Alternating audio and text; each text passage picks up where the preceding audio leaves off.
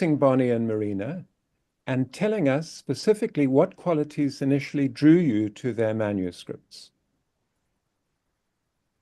Thank you, and good evening, everyone. It's a pleasure to be here. Well, I mean, Bonnie is our debut. Well, she's our debut at Kwela for the month of May. So really great that this webinar is also taking place in May and a lovely way to launch, although I know she's had her launch in Stanford already. And then I've been working with Marina Auer for the past 3 years. Three Echoes, that will be out next month, is the third book in her standalone series. And look, I mean, with Bonnie and Marina, their writing is very different. They're writing different genres, and their writing style is also very different. Bonnie has written and I know that Bonnie has many issues with how people are describing her book and what genre they're placing it into. But Making a Killing is a dark comedic crime novel. And then we have Marina, who is writing medical thrillers or thrillers with a medical element, like with Double Edged.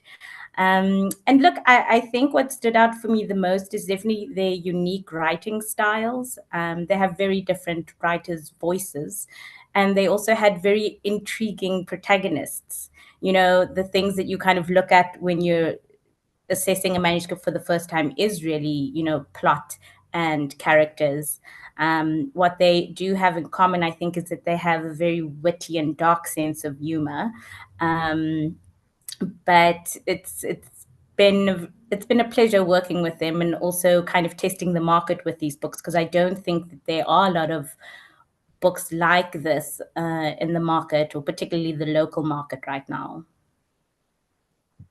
Okay, thank you very much. Before we start our questions to the two girls, the two women, the two authors, I would like to say that we in advance sent them a list of questions that we asked them to respond to in writing. And we will be sending you that complete list with their answers after the show. What we've done for this evening is pick out a number of just a much shorter list of the questions that we asked there for them to talk about now. So, Josie, would you like to kick off? I will kick off. So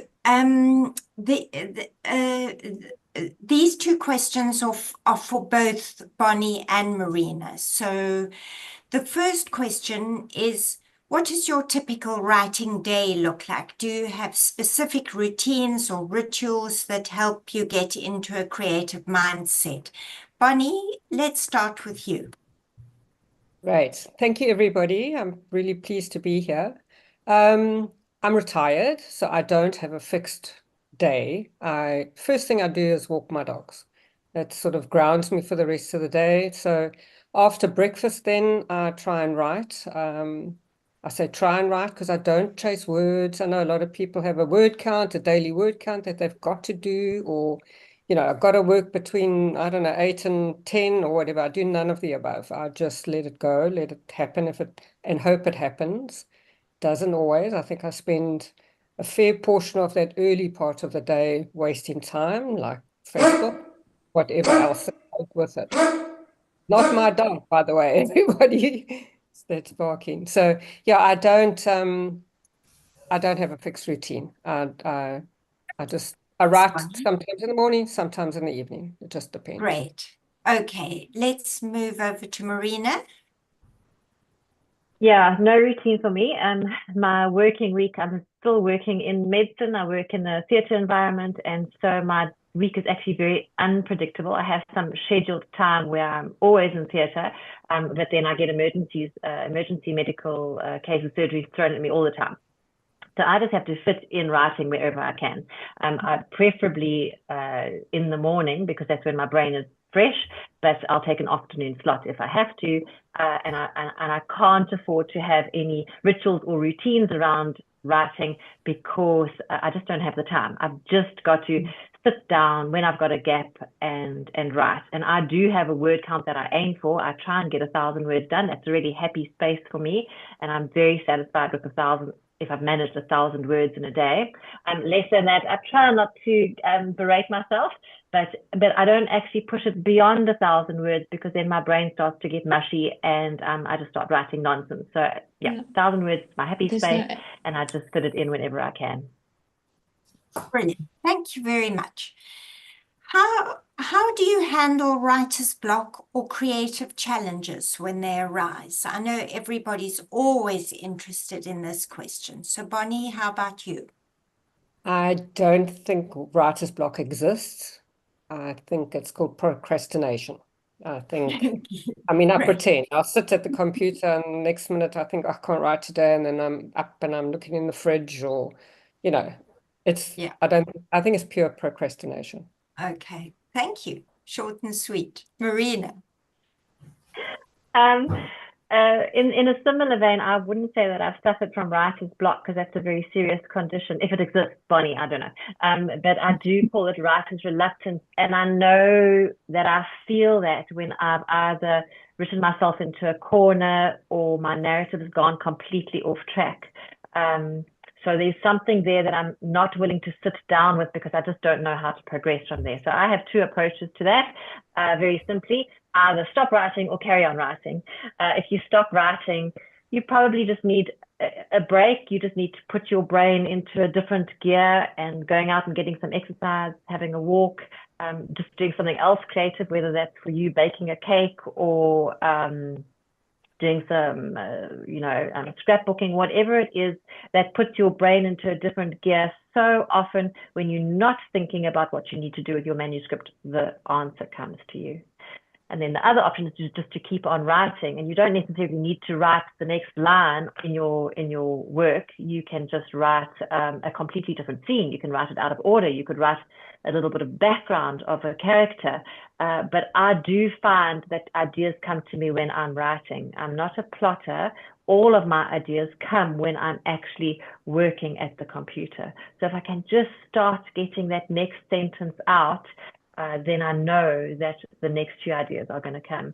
So writer's reluctance, but if you can just push through that little bit of awkwardness, you often find that then the gears start turning, and the creativity starts flowing again. I think that's absolutely true. Thank you. Now I'm going to hand over to Richard, who is going to ask Bonnie a few questions specifically. I've been working with Bonnie we're not going to say how many years, right? But when you first came to us all those years ago, did you ever imagine that this day would arrive? No, I didn't. I had a friend that I used to run with when we were much younger, and she kept saying, I must teach you how to knit or crochet or embroidery, or she kept trying to insist she should teach me some sort of craft. Because we used to say, what will we do when we can't run anymore? And I mean, if you saw the dressing gown I made in Standard 6, you know why I don't craft. I just can't sew or do any of that sort of thing. And I don't know, the writing, my mom used to write. So I think I must have seen an advert for your writing course. I don't know how it started. And from then it sort of, the bite happened and I started writing. My mom used to write for Fair Lady magazine, used to do short stories for Fair Lady and Femina, those kind of things. And I was actually curious while I was thinking about how did I ever get to this place. Now, I Googled, I see Fair Lady magazine is still part of Media 24's stable. So it's quite fun that there's a long, big circle all the way around, but I'm actually being published by the same people that used to publish my mother. So that's actually really nice, I think. It's a nice finishing of the circle. Yeah, that's great. All right, so you've been with us with All About Writing for these years. How do you think that your experience with us, I mean, I'm not trying to punt us, but with writing mentors or having done writing courses, how do you think that it affected the development of making a killing? Oh, hugely. the writing mentorship is, for me, very important. It keeps me writing, keeps my bum in the chair and me at the computer, because the writing mentorship, I have to upload so many words every month. So there's a goal. I'm fairly goal driven, so there's a goal for me to finish so many words every month. I don't always do it, but at least I know somebody's sort of saying, "Oi, where's your homework?" kind of thing. And then, I mean, I laugh. I really laugh many times where I upload something and I get the swathes of red across what I've written, and I realize how what's in my head is not down on the paper. You know, I need that guidance. I need, because I don't plot either. I'm surprised to hear Marina doesn't plot at all with her very complex thrillers that she writes. But I don't plot, and I write myself into corners, and I need somebody to be watching me and saying, "You can't, what are you going to do after this?" "Oh, yes, okay." And I start again. So yeah, for me, the mentorship is it's like a teacher telling me to send in my homework once a month. And I love feedback. I actually love the feedback. I really enjoy getting feedback. So if you're somebody who can take feedback, then I think mentorship works for you. I don't know if it works for everyone, but I can't write without feedback. So that's why I love the mentoring. Sometimes you've confessed that the feedback has made you cry. Ah, yes. They can be All right. harsh, people. If it's rubbish and they tell you so, it's, you go We home. tell you in a nice way, though. We'd never In a use nice the word rubbish. I mean, can I tell that story? I wrote a thriller set in an office environment, and I used I used to raise guard dogs, puppies for guard dogs. So I thought, well, I know, and I do know a lot about blind people and how they work and how the dogs operate for a blind person. So I thought, I have a niche. Not everybody knows about a guard dog. I'll write about a guard dog and the guard dog owner. And I wrote it was a thriller, a murder in an office, and I wrote from everybody's perspective. And I don't know, Richard, about 20,000 words in, said, I know who's the killer. He said, you can't write it like this. It's just all too transparent. We know exactly what's going to happen. You've got to write it from the blind person's point of view. And I thought, how do you write when you can't see? How does you write from that protagonist's point of view when you can't see anything? You can't, the descriptions are usually, he had a red jacket on with brown hair or whatever. And I thought, she can't see. I can't do that. And I threw it back at Richard as if to say, it's impossible. You can't write like that.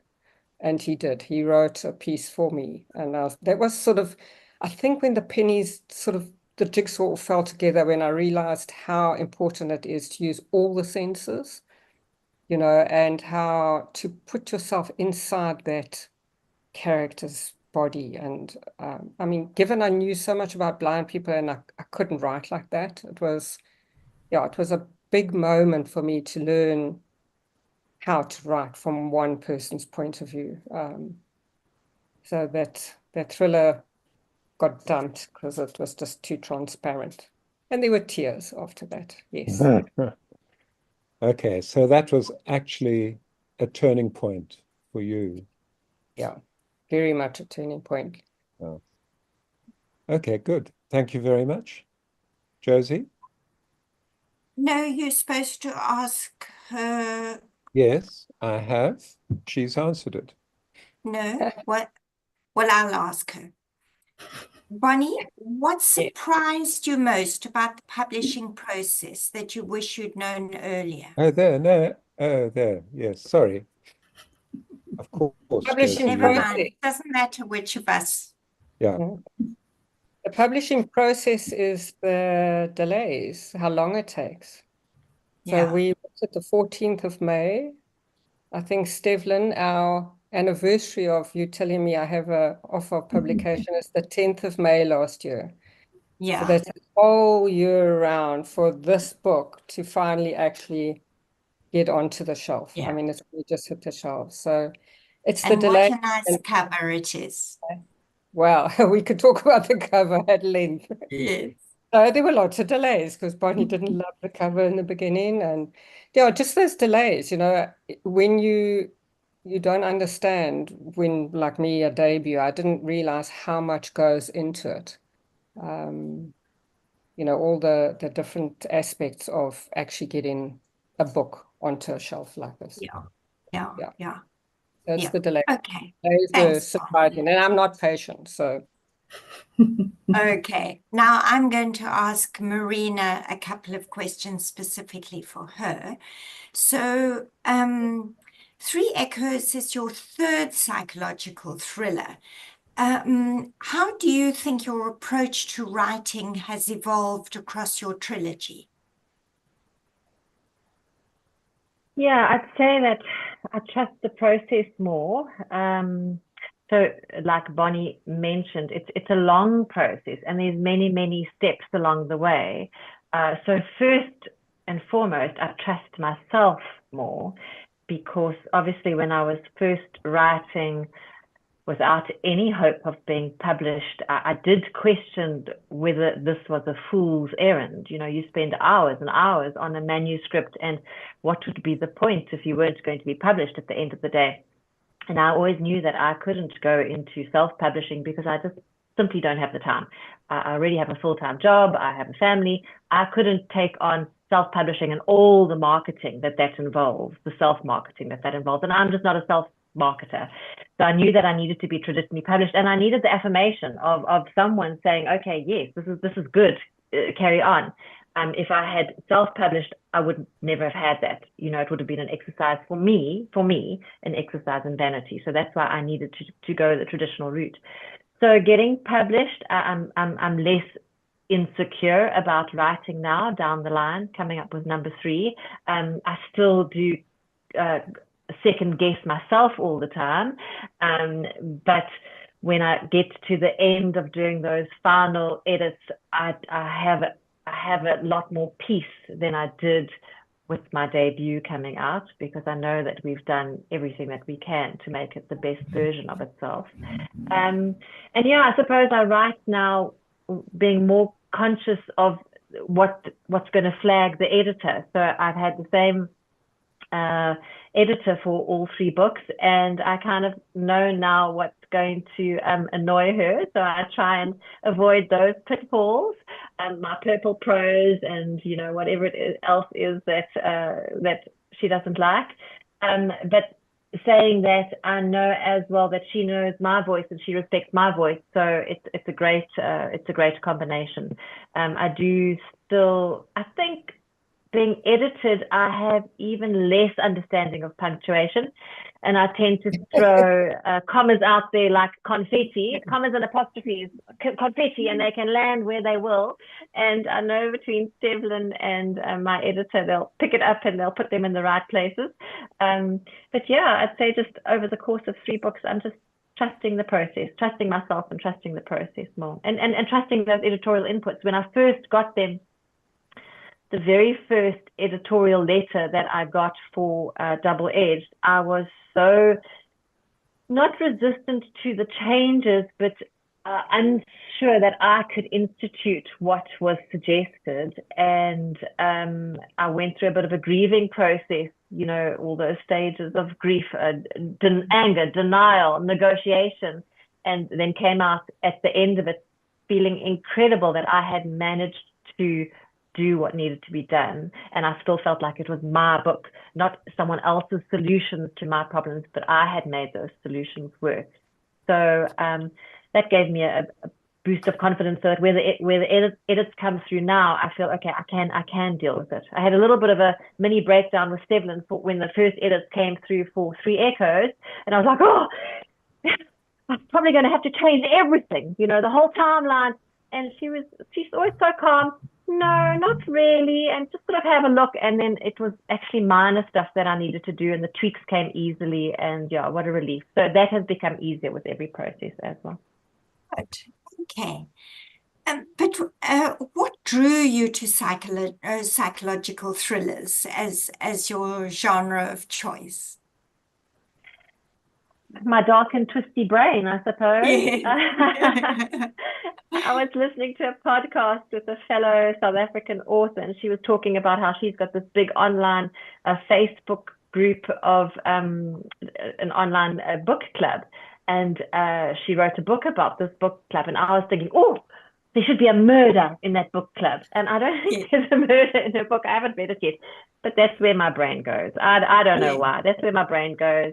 It's a happy place for me, and when I first started writing, it seemed easy to have a mystery like, well, the first book isn't a murder, the first book is a missing person, but it seemed easy to have an incident like that then had to be solved. There sort of was a natural progression from beginning, middle to end that I could follow and solve the mystery for my readers. So that was one of the things that drew me to it. Yeah. Thank you. And finally, finally for the moment, your books have been praised for their psychological depth. How do you research or develop the psychological aspects of your characters? I've always thought, and this is even before I was writing, I always thought that to understand other people, you have to first understand yourself. So self-analysis has always been my little hobby, sort of asking myself, well, why do I feel that? Why do I think that? Why do I react that way? And if you understand yourself, then you can understand other people. And I think most writers are observers of human behavior.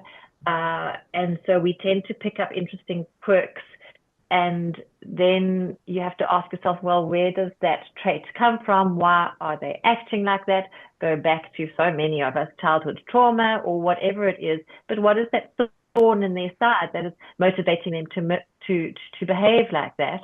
And I think if you understand people, and if you observe people, observing people with compassion, though, not with judgment, observing people with compassion really can give great heart and insight to your characters. So that's what I do. I observe people all around me, and I try not to make caricatures of people that I know in real life and put them on the pages, but I'll sample a bit here and test a bit there and put them into one character. Thank you. That's fantastic. Okay, now I'm going to hand over to Richard again, and Richard's going to ask the first question for Stevlyn. So, Stevlyn, it's a kind of obvious question, and that is, what advice would you give to writers preparing to send a manuscript to a publisher?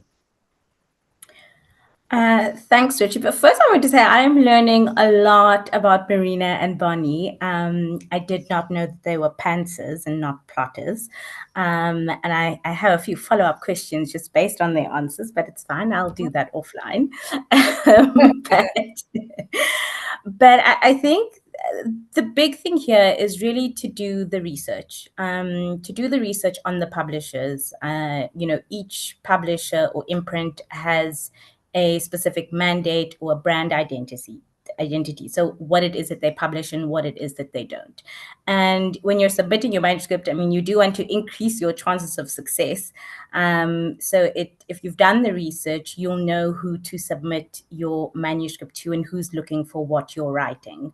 I think another thing is also and this will probably be on their websites. So when you're doing your research, just to make sure that you understand the submission guidelines. Different publishers have different processes or requirements. Some only want sample chapters, and then they'll read that and then request a complete manuscript. At Kwela, we try not to be too prescriptive, but we do prefer to read the complete manuscript so that we do a thorough assessment. And then I guess there's the more kind of superficial thing in terms of presentation, and that's more formatting the manuscript. I think it just shows the publisher that you care, that there's an attention to detail. And I don't mean it, professionally kind of formatting it, but basic things that I think a publisher would probably list on their website. but I mean, other than that, other than having a very compelling story, I think that there are minor things that, you know, you can do just to set yourself up for a higher chance of success. Okay, and I mean, it doesn't apply in South Africa at all. But the whole business out of South Africa of finding an agent before you, is itself a mountain to climb for writers. It is. I mean, I think, and there's pros and cons to that as well, but I do think that within our local industry, you don't need an agent to submit your manuscript. And there are a lot of people who do try and get an agent, and that's more to, I guess, sell literary rights and to be published internationally. But currently, it's not a requirement to submit locally for possible publication. Yeah. And Okay. now the one everybody always wants to know the answer to: what makes a manuscript stand out in the slush pile? Well, look, the slush pile is actually one of my favorite things. I started at Kwela as an intern, and I was in charge of the slush pile. That was a favorite part of my job at the time. Still is. I just, you know, don't have as much time as I did previously. And I think that it is different for different imprints or publishing houses. And that, again, is dependent on what it is that they're looking for. With Kwela, we have a very specific mandate, which I stick to, which is focusing on stories with a pronounced Southern African setting and characters. So obviously, those are the kinds of manuscripts or stories that's going to stand out for me the most. I think that when you're doing a first assessment of a book, you are not looking at the grammar or the typographical things. You know, you want someone who's got an interesting voice or inventive story, something that's unique. It's very tough to get published, as I'm sure a lot of writers will know, anyone in the literary space. So I guess it's the few things in terms of, is it an interesting premise? You know, are the characters well developed and believable? Is there, and I guess this is more the business side to it, right? Is there a readership or a market for the specific kind of text? Or is it something that's genre bending and completely different, and, you know, you're the one hoping to create a readership for that book?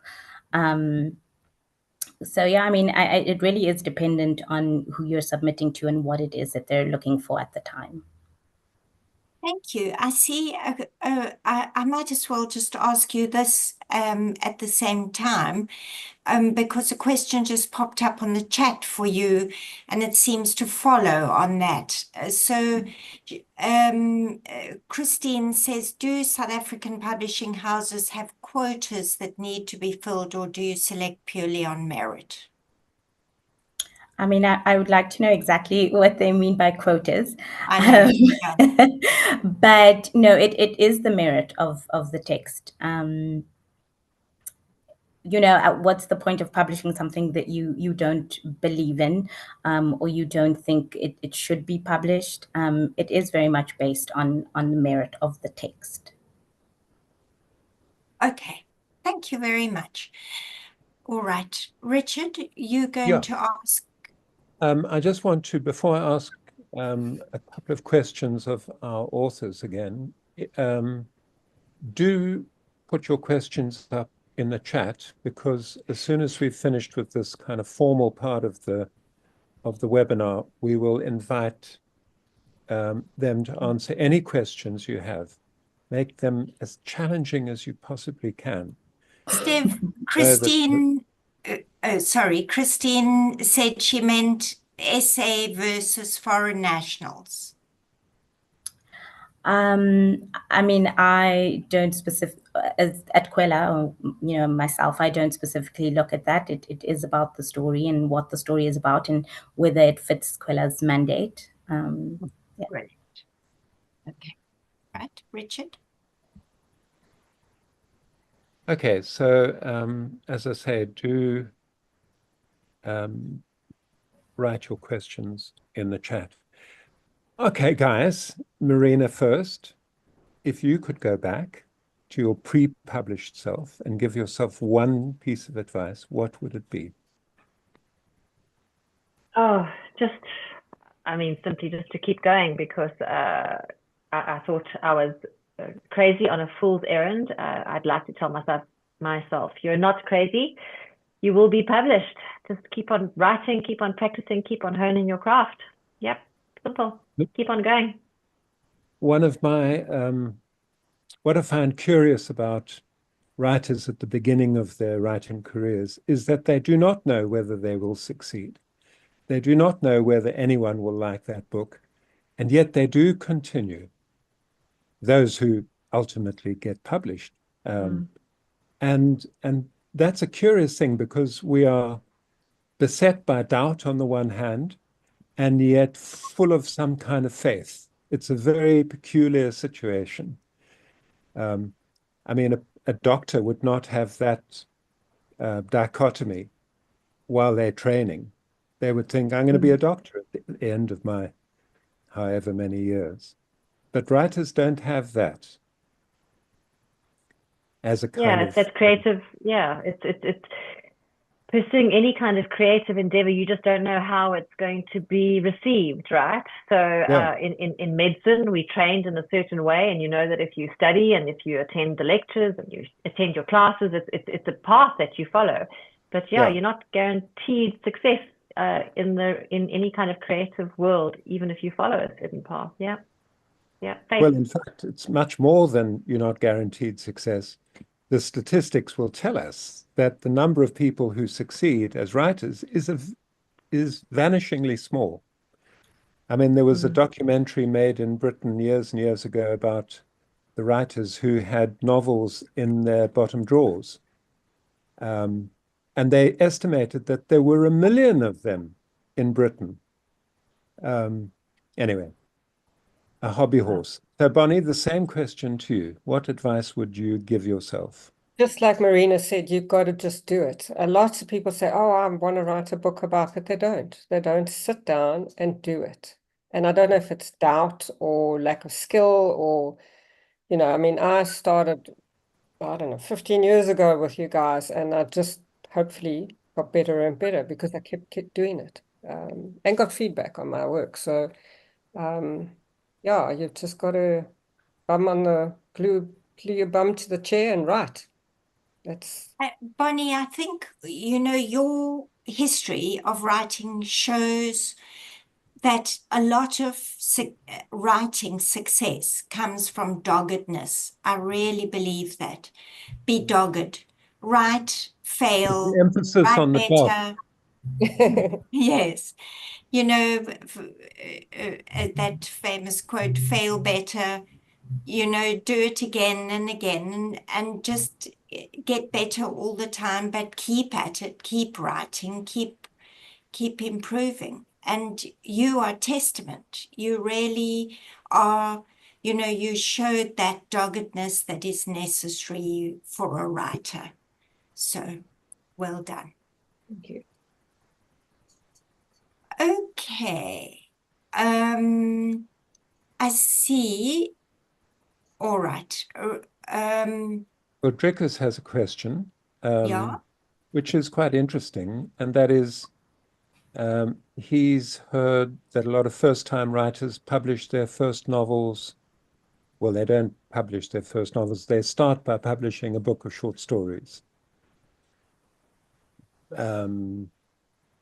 Well, I'm not sure that that is correct, because Dev, tell me about it. I mean, that's very interesting. I've never heard that one, and it's not true.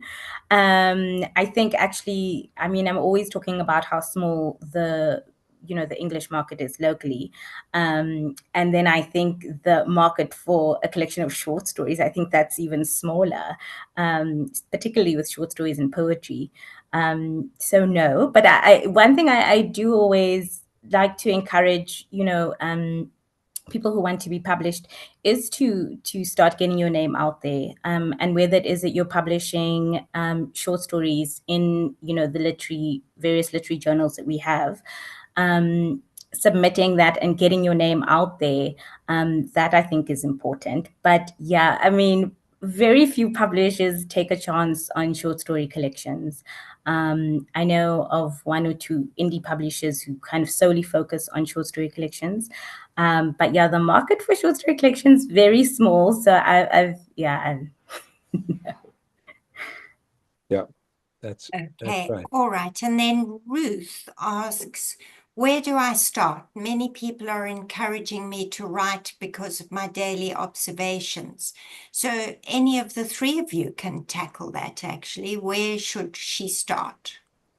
At her computer. Sit down and start it. Simple. Yeah, Doesn't have to page be one, good. chapter one. Yeah, exactly. Just do it. Start writing it, and you'll get a feel for if it sucks and you've got to start again, but that's fine. Start. Just start. Open up that page and start typing. and I also You think might have to, yeah, okay. no, Marina, you go. Okay, I'll go quickly. I also think that you need to come to terms with the idea that maybe the first novel you write is not the first novel that you publish, because I have one that's in a bottom drawer that I realized very close to the end, the 80,000 word target, that it was not publishable, and I came to terms with that and then moved on to my second attempt, a completely different story, which was Double Edged. So just know that you might have a training wheels novel in you that needs to get out of your system first, and then you can move on to something that's more likely to be published. Yeah, I mean, I was just going to say, and I'm sure that Marina and Bonnie can elaborate on that, but I think that a lot of people underestimate really just how much work goes into writing and into producing a finished manuscript, and then all the work after that, even before you get offered publication. If you send it to a publisher and they're giving you feedback, you're going to have to write another draft and then send it, and then maybe the publisher has even more feedback, and then you're going to have to write a new draft and then send it again. I don't think that people realize how much work goes into that finished product when they read it, and I think that takes a lot of dedication and hard work, and I think sometimes people underestimate really how much work. Steve, I think that's absolutely true. Just to mention that I'm busy at the moment with my fifth draft of a novel, and I haven't shown it yet to my publisher. So, I will do, It's hard work. It's hard work. Writing is hard. The other thing I wanted to mention is that we at All About Writing are always available if you want to book a brainstorm with us to help just develop an idea, an initial idea that you think that you would like to work with. Write to us and say you'd like to book a brainstorm, and we can help with that initial idea and to develop it a little bit so that you can run with it. So that's an offer. Okay, Richard, do you want to give the next question? Right, Annalene says, are publishers swamped at the moment with new manuscripts for novels? Some are not accepting any submissions at all, according to their websites. Yeah, so I mean, so glad that people are doing the research. So it is very different, like I mentioned previously, in terms of processes. Certain publishers have open call.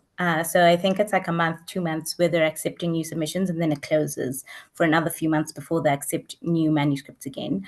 However, I can say at Kwela, it's open season all year round. So, and we do receive quite a few manuscripts, but yeah, it is dependent on the publisher. Thank you. I just want to address Justine's question. I think we're not going to Justine, throw that out to our people. What is the best way to get an agent for international publication? Because there is only one way to do it, and that is to go through them, research them, see what kind of manuscripts they deal with, and submit what they ask for. And there's no easy way, there's no shortcut, there's no way around it. You do your research, you'll find them online. And then, like, as Steph said about publishers, they deal with different kinds or different genres of books. So find the ones who represent the kind of writing that you are doing, and then submit and submit and submit. That's the answer to that one. Okay. Tristan says something that I find curious and interesting. I have just started writing my first book with no experience and this is what I find amazing. I'd love to talk to you about it one day. And with no history of enjoying reading, what advice do you have for me in writing a good book which gets my story across? Tell us about the relationship, Marina and Bonnie, between reading and writing. It's essential, I think. If you don't read, I don't believe you can write. And in fact, we talked earlier about writer's block. Sometimes I'll procrastinate to the point that I'll shut down my computer and I'll go and read. And while I'm reading something maybe completely different, something will come to me. So reading sort of, I don't know, opens the brain and allows words in, and suddenly find a thread for my own story, and I can go back and write. But I think, can you write if you don't read? I don't think so. It's my opinion. Marina? I'd agree with that. Yeah, I'd agree with that. I think reading avidly across many genres is your masterclass in writing. There's only so you can. Not every reader is a writer. We've all heard that, but every writer is a reader. So that is a curious standpoint, and I'd be interested to see where the desire to write a story comes from if you don't love reading stories. But I genuinely feel that I have a certain instinctive knowledge, and maybe Steph, this will answer your question, is how do we write books without plotting them? You have a certain instinctive feel for story when you've read enough books, and enough isn't a dozen, enough is hundreds, 1,000, 2,000 over the years of reading. So yeah, that's my point of view on that one. Yeah. And reading well, and I don't mean literary stuff, but reading something that's really engaging. I think for me, it helps me learn too. I learn when I see how somebody else that I've enjoyed. I'm reading a Nikki French book right now, and it grabs me. And as I'm reading it, I'm trying to understand why. Because it's simple. It's simply written. It's not overly clever. It's a crime story, but it's so good. I want to go read. So why? I'm trying to. I think my reading has changed now that I can maybe call myself a writer. I read differently, and you learn. We must have said to you, Bonnie, we always say to people when they come to us for creative writing course or something, we say, for a while, we're going to ruin reading for you. Because when you learn the skills or you start writing, you start reading differently. You read like a writer. Yeah. Instead of just reading uncritically, you do exactly that. You say, oh, how did she do that? And how did she show the character? And I mean, that becomes, after a while, part of the new pleasure of reading. so it doesn't ruin reading forever, but it changes your reading. In fact, you, Josie, point of view, correct me if I'm wrong, but Josie's got a doctorate in point of view. Or what have you got? I don't want to say the wrong things, but I pick up bad point of view now. It screams at me because of you. Yes. Yeah. So, apologies. What have you it's got before? No, I do have a PhD in creative writing, and it did deal to an extent in that, but it's not in, But I see it, there's lots of popular authors that write jumping heads all the time, and it screams at me when I read it. Yeah. I just want to make one obvious point before we go on, and that is that until the Second World War, when people wanted to write, the only lesson they could get was from reading. There were no creative writing workshops. There were no MFAs or whatever they're called in America. There weren't any all about writings. The schoolroom was the books that you read. Yeah. And I still think it's the best, they are the best teacher. And it does involve hundreds and hundreds, if not thousands of books. Yes, an interesting one from Minnie, who went to your launch, Bonnie, last week and bought your book. And she said what struck her immediately was that you wrote it in the present tense. To me, this is quite unusual. She more often tends to see fiction written in the past tense. She says, I write short stories, and I've seen how this approach can be effective in this genre, and especially in flash fiction. So, Stev, do you see this approach often? When does it work? I find in Bonnie's novel, it really brings you right into the scene, but it does not always work. Did this catch your attention with Making a Killing?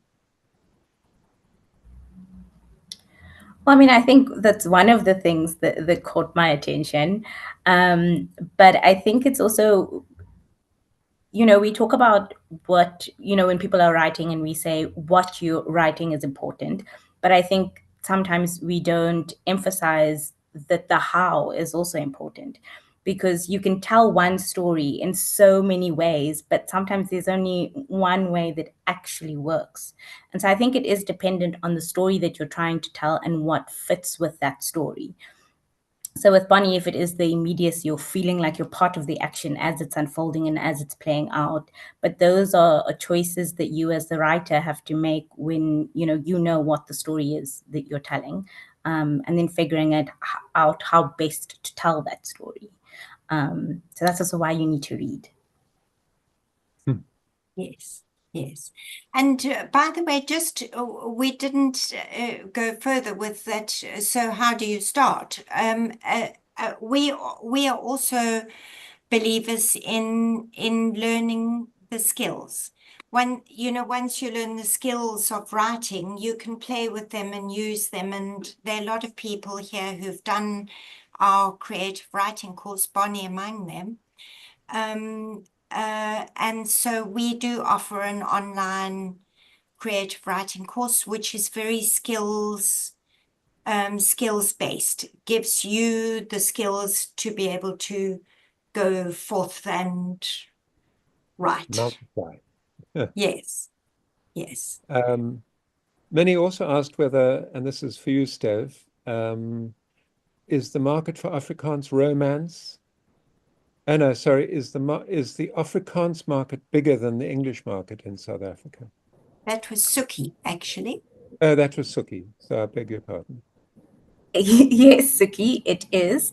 And that's because Afrikaans titles are only competing with other Afrikaans titles. Whereas with English, our local English is competing with all the international imports, with all the well-known writers. Whereas Afrikaans really is only competing with other Afrikaans titles.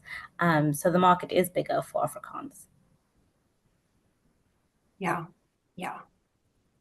Okay. Now I am seeing Frankie, but Frankie isn't Comment. Yeah. a question, it's a comment, but she says she agrees with Bonnie and she started with us and very kindly says she couldn't have finished and self-published a book without our mentoring. So that's very nice. Thank you, Frankie. Okay, then so Kathleen asks, the novel that is published is often very different to the first draft. I guess she's asking if it is. I can start with that question. Marina can pick up. For me, definitely, I had a seed of an idea. I'm living in a small village, so it was going to be about a small village, but it was very different. Because of that lack of plotting, I kept having to do detours, and the final thing was not where I started. So, yeah. Yeah, I mean, certainly your first draft is not what you send out into the world. There's a good piece of advice that your first draft is for you and you alone, and then you put it aside once you've written it, do something else, and then come back to it. Stephen King, in his book, A Memoir, on writing a memoir of the craft, says that you should only pick up that draft again when you've forgotten the names of the main characters. And truly, I've done that. I actually don't even know some of my characters that are in the works at the moment. But that's also just old age. But yeah, your second draft, third draft, I wouldn't even put any of those out to a publisher. I don't know how many times I redraft until I send it out to my editorial team. I'd love to call them that, Stevlyn and Janya. And then it comes back and I fix it again, and goes away and I fix it again. So multiple stages in the process of getting it to where it sings. Yeah. And I would guess Steph doesn't even see a lot of first drafts, so she can't tell how far they are. But I can tell you also from my experience that my first draft is just where I'm playing.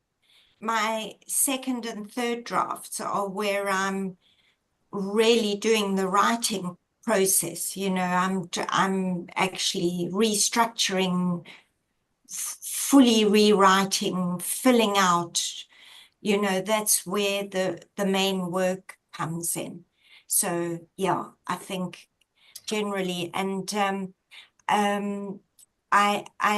a professor who used to be at Wits, who's a J.M. Coetzee scholar, said he never does fewer than 12 drafts, interestingly. Okay.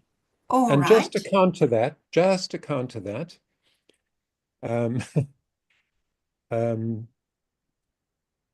who wrote the migraine novels? Oh, yeah. I'm sorry, you can't ask me that because my brain gets frozen. Yeah. Anyway, he wrote 250 novels. Famous detective, Inspector Maigret. And famously, he at least claimed that he wrote all of the novels in pencil, and he sent off the pencil version of each novel to his publisher, and he never saw them again. But you know, in the old days, I think editors at publishers used to do a lot more. They were prepared to do a lot more kind of rewriting work than is true nowadays. Steph, would I be right in saying that? Well, you mean rewriting as in, you know, actually kind of getting into the manuscript and giving that sort of feedback? I mean, look, I wish that we... Yeah. I don't mean feedback, because I mean, in the old days, he would hand it over to the publisher and never look at it again. So there would be a dedicated editor who would, type it, Yeah. change it, rewrite it, fix it. And I don't think that happens anymore. But yeah, And I don't know if that's a good thing or a bad thing. no, I think it's a very special thing to be able to really, work on that manuscript development with an author. I think that's very yes, special.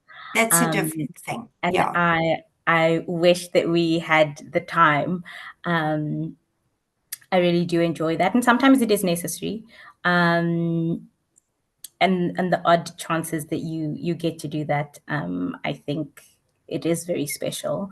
But with a full publication list and everything else that's happening, and you're one person at an imprint, you don't really have that luxury. No, you don't have the time. Yeah, yeah. Okay. Yes, Bonnie. I have a question for Steph. Do you want to Yeah. write another book, Steph? You can. I mean, in the sense that you've read so many, you know what's a good manuscript and a bad manuscript. When are we seeing you publish your own work? I Honey, mean, why are you putting me on the hot seat? I've been nothing but kind to you. No, I think it's more of that thing where, what did they say? Those who can't do teach, and I guess those who can't write publish. Okay. I think you should know your own limitations. There was a time, a very long time ago, where I fancied myself a poet after I had one poem published. But I quickly realized when I started working in the industry that this is really where I wanted to be and what I want to be doing. Yeah. It really is a privilege to be able to work with Marina and Bonnie and all the other authors, and to be a part of that publication journey. I would like to say, and yeah, thank you so much for being with us and sharing what you have to say. I think it's very valuable for everybody. I just want to say a couple of our upcoming things. So the next thing that All About Writing has on the calendar, besides always having mentoring and online creative writing course, we have a memoir workshop in Barrydale from the 4th to the 6th. And then that week of the 7th of July till the Friday is a retreat. That both the workshop on the weekend and the retreat will be run by me and our associate Joanne Hitchens. So we will we teach the skills of memoir writing over the weekend, and during that week you can write anything that you would like to be writing, fiction, creative nonfiction, anything. You will get an hour of one-on-one time every single day, and a lot of fun and a lot of writing time. Richard, then you do you want to say a little something about Stowe? And yes, I wanted to say something about Stowe because Christine asked us in the chat whether we could hold it in a month that was not high season in the Cotswolds, where things are more expensive, where accommodation is more expensive. I'm sorry, Christine, it can't be shifted this year, but we do sometimes hold it in November, so keep your eye open. Now, Stowe is just a weekend workshop. It's with just a very few writers, and we are full. So I'd love to invite you all to come along. It's a long way for people in South Africa to come. But those of you who live in England, keep your eye open for future notices. We will. Yeah, and of course, every single year, the high point of on our calendar is our Venice retreat. You can come for 1 week or 2 weeks in October.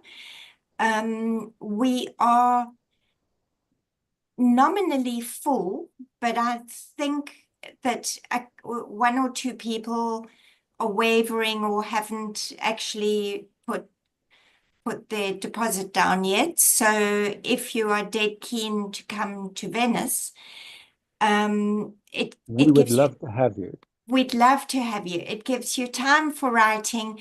Again, that'll be me, Richard, and Fred de Vries, who's our non-fiction expert.